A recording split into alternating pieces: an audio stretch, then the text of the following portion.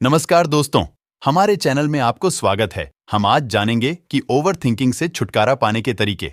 तो चलिए वीडियो को स्टार्ट करते हैं। हम सभी जानते हैं कि व्यक्ति का मन बहुत चंचल होता है। यही कारण है कि मन अशांत रहता है और कई तरह के सवालों का जन्म भी अशांत मन के कारण ही होता है। यदि आप जीवन में शांति चाहते हैं तो इसके लिए जरूरी है मन को शांत करना। लेकिन मन को शांत कैसे किया जाए? गौतम बुद्ध से जुड़ी इस कहानी के माध्यम से आप जान सकते हैं कि मन को शांत करने का क्या तरीका है। इसमें भगवान गौतम बुद्ध द्वारा मन को शांत करने के आयामों के बारे में बताया गया है। जानते हैं इस कहानी के बारे में, जिससे आपका जीवन बदल जाएगा।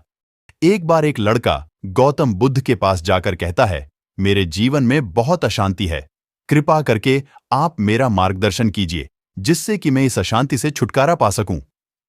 गौतम बुद्ध लड़के से जीवन की अशांति का कारण पूछते हैं। लड़का उत्तर देता है, अत्यधिक विचारों के कारण मेरे भीतर बहुत सारे विचार आते हैं, जिससे मेरा मन अशांत रहता है। बुद्ध मुस्कुराते हुए कहते हैं, ऊपर आकाश की ओर देखो और बताओ कि तुम्हें सूर्य दिख रहा है। लड़का ऊपर देखता है और कहता है, धूप दिख रहा है। बुद्ध उससे पूछते हैं कि अगर तुम लगातार धूप में खड़े रहोगे तब क्या होगा? वह कहता है, मुझे अत्यधिक गर्मी लगेगी और शरीर में बेचैनी होगी। बुद्ध लड़के से कहते हैं कि अगर धूप में खड़े रहने से तुम्हें गर्मी लगती है तो इसमें दोष किसका है, सूर्य के ताप का या तुम्हारा? लड़का कुछ सोचने के बाद कहता है, इसका जवाब आप भी बताइए। बुद्ध कहते हैं, सूर्य का काम है ताप देना और ताप का काम है गर्मी लगना। ऐसे में तो दोष तुम्हारा ही है कि तुम धूप में जाकर खड़े हुए, जिससे कि तुम्हें गर्मी लगी।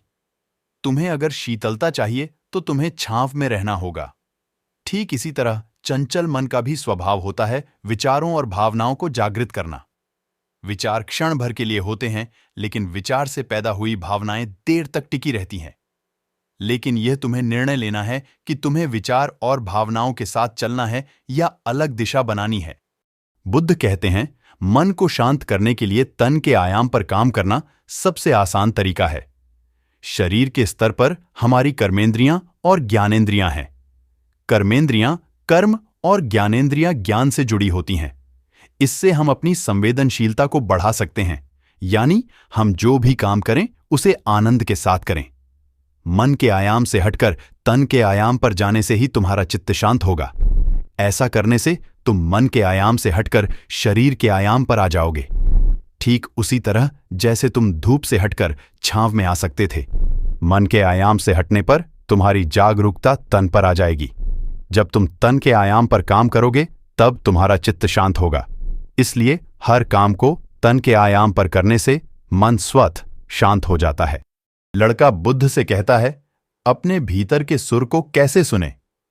बुद्ध कहते हैं, किसी शांत स्थान पर रहकर, जहां शांति हो, तब अपनी आंखें बंद करो और मन के भीतर चल रहे शोर से हटकर भीतर के सुर को सुनने की कोशिश करो।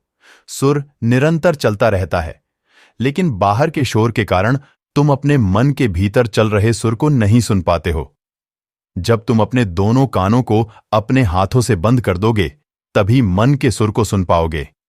इस तरह तुम मन की अशांति से दूर हो जाओगे और तुम्हारा मन शांत हो जाएगा।